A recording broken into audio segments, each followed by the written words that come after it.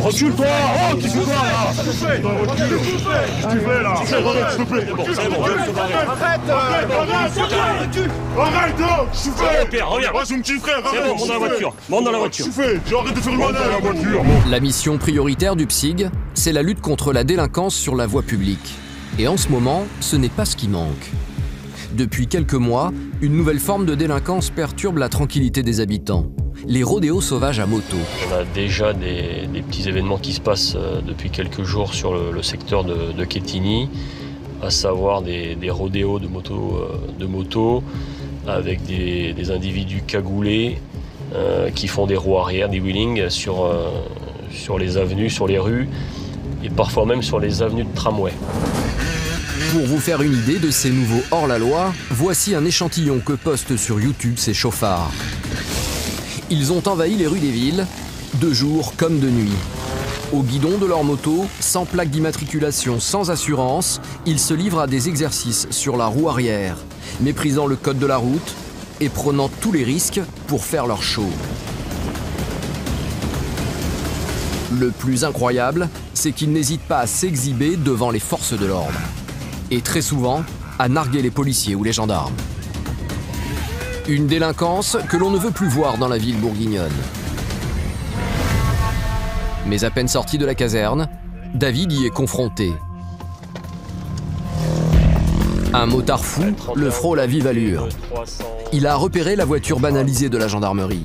Il prend la fuite dans un parc, le PSIG ne peut pas suivre.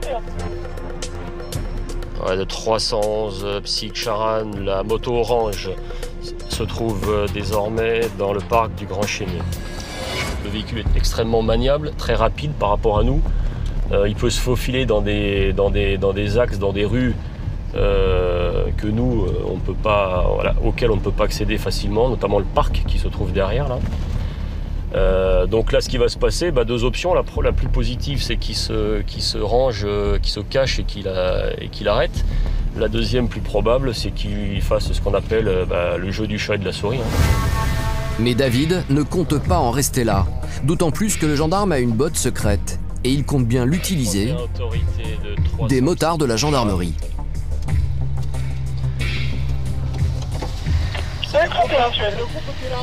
Tu fais quoi là? Tu rentres dans le parc, non?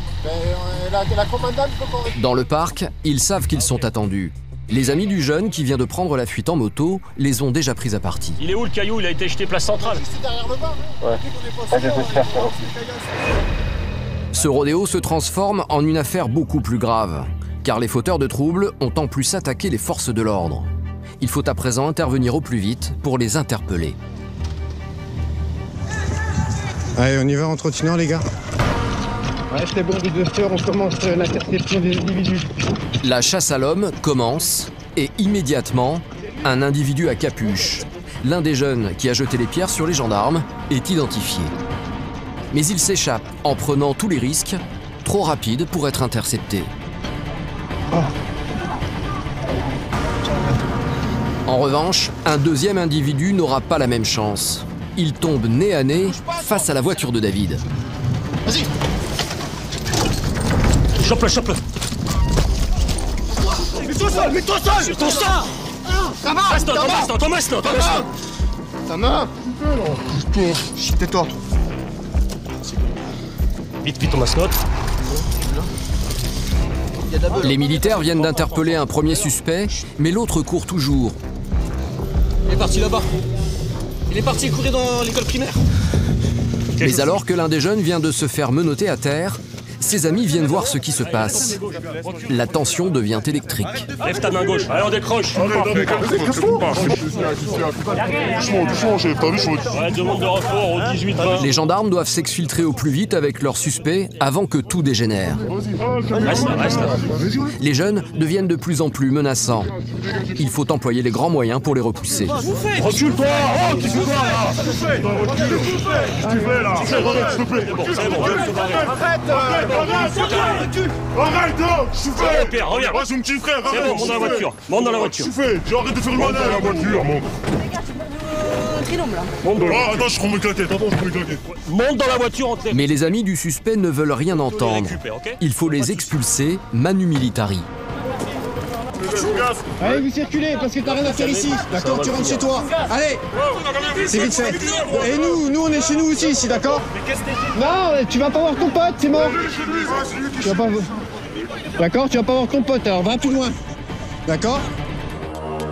La situation se dégrade, car au milieu des copains du suspect, voici à présent que la mère du jeune homme interpellé intervient à son tour. S'il vous plaît, pas de caméra.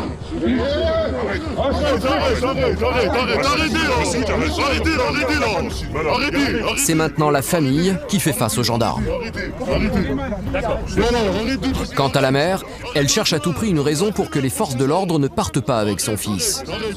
Mais il est très malade, il est gravement malade. Mais pourquoi vous avez fait comme ça? Ah non, mais Elle demande que l'on desserre les menottes du suspect. je desserre un peu. Là, je le desserre, d'accord? Ah, calme-toi. Calme-toi, je fais rien du tout. C'est laquelle qui desserre? Vas-y, je suis prêt. Ah gros, décale, C'est laquelle qui est trop serrée, là? Oh tiens, je te plaît, enlève les menottes, enlève-les-moi, vas-y, t'es tout en marche à côté de toi. Je te les desserre, Je suis à côté de toi, vas-y, enlève-les, toi, me faire mal, gros, vas-y. Le policier accède à la demande de la mère de famille. Mais l'homme, qui reste entravé, ne sera pas libéré pour autant. Car David le sait, il n'en est pas à son coup d'essai. Bah voilà, celui qu'on a interpellé, là, moi je le connais de nom depuis qu'il a 13 ans. Voilà. Ça a commencé par des petits larcins, par des petits vols à l'étalage, par des violences, par du racket. Et puis aujourd'hui, on le retrouve dans une procédure de violence avec arme en réunion sur des militaires de la gendarmerie. Voilà. De toute façon, ce sont des gens qui aiment et qui recherchent ce rapport de force. Ils provoquent, ils attendent une réponse. S'ils voient que le terrain n'apporte pas de réponse, que les gendarmes n'apportent pas de réponse, ils vont monter en puissance. C'est ce qu'on a vu avec les motos. Dès qu'on intervient, ils se rendent compte qu'il y a une réponse qui est donnée immédiatement par les gendarmes. Et pour le moment, ça fonctionne, puisque regardez, on a plus de motos et le secteur est calme.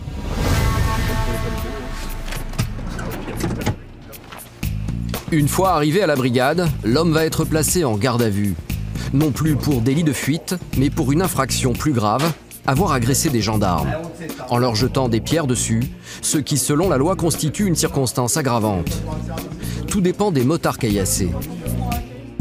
Est-ce que vous déposez plainte tous les mois? Ça aide. Oui, ça aide. Mon adjudant. Oui. Vous faites vous occuper du placement en garde à vue. Oui. Et violence sur les violence motards. sur dépositaire avec un par destination. D'accord. Et puis il faut effectivement qu'on procède à l'audition des deux militaires. L'examen médical pour tous les deux, ou au moins, quoi, voilà.